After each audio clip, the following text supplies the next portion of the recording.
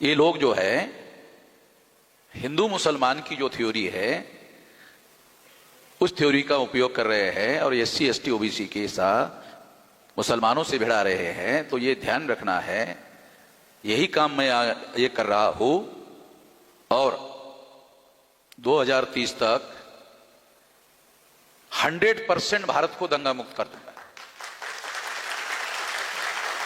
100%।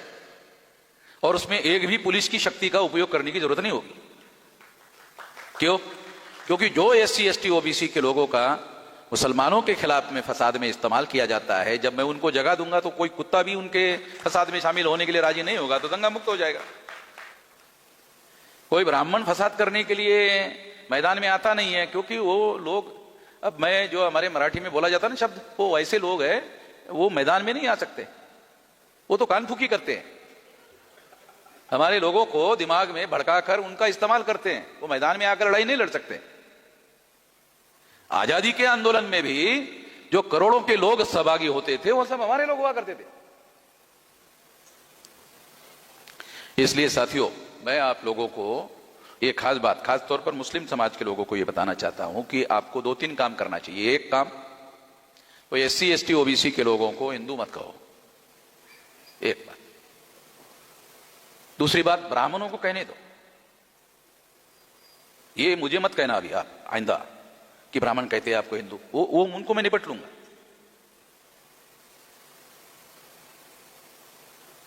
तो इसलिए ये एक काम करो कि एससी एसटी ओबीसी को हिंदू मत कहना। तो कुछ लोग पूछते हैं क्या कहे, तो जो संविधान उनको कहता है वो कहो। उनको एससी एसटी ओबीसी संविधान ने नाम दिया, तो तुम भी एससी एसटी ओबीसी कहो,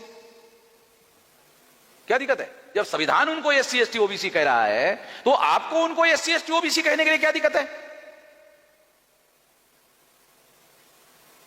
ये दूसरी बात आपको करना चाहिए। तीसरी बात क्या करना चाहिए कि हमें खास तौर पर मुस्लिम समाज के जो लोग हैं और जो पढ़े लिखे लोग हैं उनको चाहिए कि जो हजारों सालों के मजलूम लोग हैं, एससी एसटी ओबीसी के लोग हैं, ब्राह्मण धर्म के अनुसार उनको मजलूम बनाया गया है, तो उनको मजलूम बनाया गया है। और मुसलमान 15 अगस्त 47 से मजलूम है। मुसलमान बहुत लंबे देर से मजलूम नहीं है। 15 अगस्त तक तो मुसलमान हुक्मरान था। पता नहीं आप लोगों को जानकारी है कि नहीं? 15 अगस्त तक तो मुसलमान भारत में कई ऐसे प्रोविंस थे जहां मुसलमानों के राजा महाराजा भी थे, मुख्यमंत्री भी थे, चुनाव में जीत कर आए, उन्होंने गवर्नमेंट बनाई थी। तो इसलिए मैं मुस्लिम लोगों को खास तौर पर यह कहना चाहता हूं कि आप लोग अभी 15 अगस्त के बाद, मतलब 16 अगस्त से आप लोगों को भी मजलूम बना दिया गया है। जो गवर्नमेंट ऑफ इंडिया का सेटअप है, 2-2.5% से ज्यादा एडमिनिस्ट्रेशन में मुसलमान नहीं है। 2-2.5% से ज्यादा नहीं है, बहुत हो गया। 2-2.5% बहुत हो गया। तो इसका मतलब यह है कि मुसलमानों को गवर्नमेंट ऑफ इंडिया का जो ढांचा है उसमें रिप्रेजेंटेशन, एडेक्वेट रिप्रेजेंटेशन नहीं है, पर्याप्त प्रतिनिधित्व नहीं है। As per the provision of the constitution पर्याप्त प्रतिनिधित्व की बात है। मुसलमानों को एडेक्वेट रिप्रेजेंटेशन की बात करनी चाहिए। जो संविधान कहता है वो कहना चाहिए। जब मुसलमान केवल धार्मिक मुद्दों को आधार बनाकर बातें करता है तो उसकी प्रतिक्रिया में उनको हिंदू बनाना संभव होता है, ब्राह्मणों को हिंदू बनाना एससी एसटी ओबीसी को संभव होता है, और अल्पसंख्यक ब्राह्मण बहुसंख्य हो जाता है, और बहुसंख्य होने के बाद फिर उनका इस्तेमाल मुसलमानों के विरोध में करता है। आखिरी बात, अगर ब्राह्मण 3.5% एससी एसटी ओबीसी का मुसलमानों के विरोध में इस्तेमाल करता है तो मुसलमानों को भी थोड़ा सोचना चाहिए कि हम भी एससी एसटी ओबीसी का ब्राह्मणों के खिलाफ इस्तेमाल करते हैं। ऐसी सलाह तो मैंने नहीं देना चाहिए आप लोगों को, मगर कोई लीडरशिप ही है नहीं, उनको समझ में ही नहीं आ रहा क्या करना चाहिए, इसलिए बता रहा हूं। ये पुलिस वालों को भी दे देना कि मुसलमान जो है, मुसलमानों के विरोध में एससी एसटी ओबीसी का इस्तेमाल किया जाता है, मुसलमान भी एससी एसटी ओबीसी का इस्तेमाल ब्राह्मणों के खिलाफ करे। ब्राह्मण एससी एसटी ओबीसी का इस्तेमाल कर रहा है, मुसलमान भी इस्तेमाल करे, मगर इस्तेमाल करने के लिए मुसलमानों को संगठित होना चाहिए। जब वो संगठित होगा तो इस्तेमाल करने लायक होगा। तो ये तो शायद पॉसिबल नहीं है, मुस्लिम्स भारत में संगठित नहीं है, और संगठित ना होने की बहुत बड़ी वजह वो डर और खौफ में जी रहा है। डर और खौफ की वजह से सार्वजनिक मंचों पर बोलने के लिए डरता है, सार्वजनिक रूप से संगठन का काम करने के लिए डरता है, और इस वजह से उनके संगठन मजबूत होते दिखाई देते हैं। हमने राष्ट्रीय मुस्लिम मोर्चा का यहां अधिवेशन रखा तो पुलिस वालों ने बहुत सारे अवरोध पैदा किए। पुलिस वालों ने आमतौर पर केवल मुसलमानों का संगठन होता और मैं इसका आयोजक नहीं होता तो ये आपको कार्यक्रम करने नहीं देते पुलिस वाले, जबकि संविधान के आर्टिकल 19 के तहत मुसलमान शहरी है यानी नागरिक है, और नागरिक होने की वजह से मुसलमानों के सारे मौलिक अधिकार संविधान में हैं, मगर आपको वो आपके मौलिक अधिकार पर अमल नहीं करने देते। पुलिस का तो ये काम है नहीं। पुलिस का क्या काम है? अगर कोई मौलिक अधिकारों का उल्लंघन कर रहा है तो उसको रोकने का काम करे और मौलिक अधिकार लागू करने के लिए उनकी मदद करे। यह काम पुलिस को करना चाहिए। पुलिस उल्टा काम करती है, संविधान के और कानून के विरोध में जाकर काम करती है।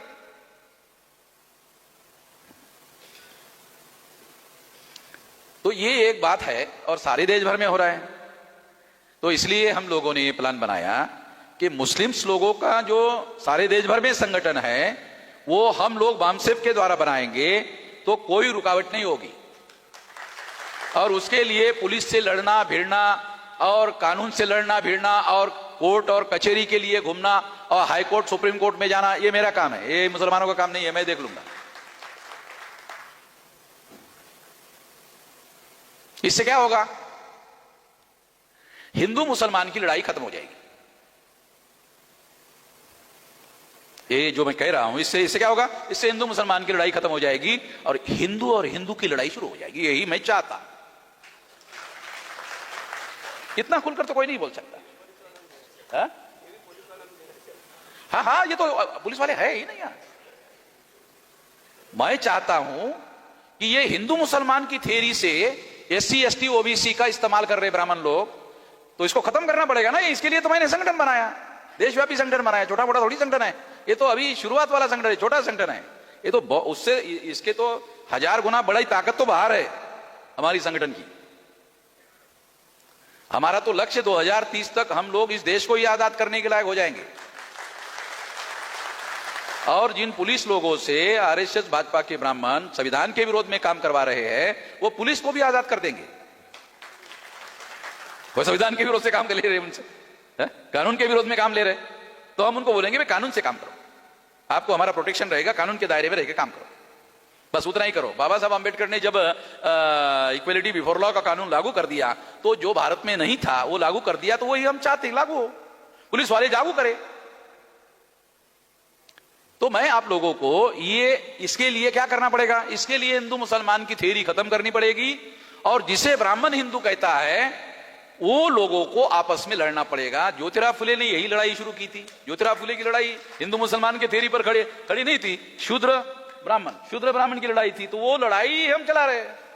मैं कोई नई बात नहीं कह रहा हूं। ज्योतिराव फुले ने जो लड़ाई शुरू की थी उसी की वजह से तो हम लोगों को अधिकार मिले, उसी की वजह से संविधान में हमको अधिकार मिले, उसी की आधार पर संविधान लिखा गया, उसी की वजह से हम लोगों को अधिकार मिले। कितने लोगों को इक्वलिटी बिफोर लॉ जो है समझ में आता है? ये तो सारा ज्योतिराव फुले का जो आंदोलन चला उसको बाबा साहब अंबेडकर ने सारे देश भर में फैलाया, इस वजह से तो लागू हुआ। तो इसलिए साथियों हम लोग अपना भारत का जो संविधान है वो संविधान लागू करने के लिए अगर हिंदू और हिंदू की लड़ाई शुरू करनी पड़ेगी तो उसमें क्या करना पड़ेगा? हिंदू और हिंदू की लड़ाई का मतलब होगा SC ST OBC Kunbi Maratha versus ब्राह्मण। ये है हिंदू की लड़ाई। SC ST OBC Kunbi Maratha एक साइड 3.5% ब्राह्मण। ये तो कागज में भी लड़ाई लड़ने के लायक नहीं है। वास्तव में छोड़ो, कागज में भी लड़ाई लड़ने के लायक नहीं है। लड़ाई लड़ने का एक तो दिमाग में लड़ाई लड़ना पड़ता है, दूसरी जमीन में लड़ाई लड़ना पड़ता है। तो जो दिमाग में जीतता है वही जमीन पर जीतता है, जो दिमाग में नहीं जीत सकता वो जमीन पर नहीं जीत सकता। तो पहले लड़ाई को दिमाग में जीतना पड़ता है और दिमाग में जीती हुई बात को जमीन पर उतारना पड़ता है, तब कामयाबी मिलती है। बहुत बार सारे इंसान बराबर है इसको सिद्ध करने के लिए और अमल करने के लिए दुनिया में खून खराबा हुआ है, उसके बाद में सारे इंसान बराबर माना गया। ऐसे नहीं माना गया। वो जो लोग हैं जो ऐसा मानते थे कि सारे इंसान बराबर नहीं है, उन्होंने खून खराबा उनकी वजह से हुआ और फिर खून खराबा होने के बाद उन्होंने इस बात को स्वीकार किया। तो इसलिए साथियों, हम लोगों को संगठित शक्ति का निर्माण, जो संविधान के मकसद है, संविधान के उद्देश्य है, उस उद्देश्यों को लागू करने के लिए और अमल करने के लिए शक्ति का उपयोग करना होगा। मांगने से समानता मिलने वाली नहीं है, मांगने से स्वतंत्रता मिलने वाली नहीं है, शक्ति का उपयोग करना पड़ेगा, तब समानता मिलेगी, स्वतंत्रता मिलेगी, गुलामी खत्म होगी। अपने से नहीं होगा। जिन्होंने गुलाम बनाकर रखा, अगर उनको हाथ जोड़कर बोलते रहोगे कि हमें आजाद करो आजाद करो, वो कभी करने वाला नहीं है। जब आप उसके पिछवाड़े पर 10 लात मारोगे और एक गिनोगे, तब बोलेगा कि भैया चलो ठीक है, बैठ के तय करते। हाँ, तो यही तो हम चाहते हैं कि बैठ के तय हो जाए। कब बोलता है वो? जब 10 लात मारी जाती है और एक गिनी जाती है, तब उसको लगता है कि अरे अब तो खेल उल्टा हो रहा है, तब वो बराबरी में बात करने के लिए राजी होता है। तो शक्ति का सिद्धांत है, ध्यान रखो, शक्ति का सिद्धांत है, और शक्ति का सिद्धांत में लोग, जन महत्वपूर्ण रोल प्ले करते हैं। तो जनशक्ति निर्माण करनी होगी, इसमें संगठन निर्माण करने पर हम लोगों को ज्यादा जोर देना पड़ेगा। मैं इतना ही इस मौके पर कहना चाहता हूं। आपने मेरी बात ध्यान से सुनी, इसके लिए आभार, धन्यवाद।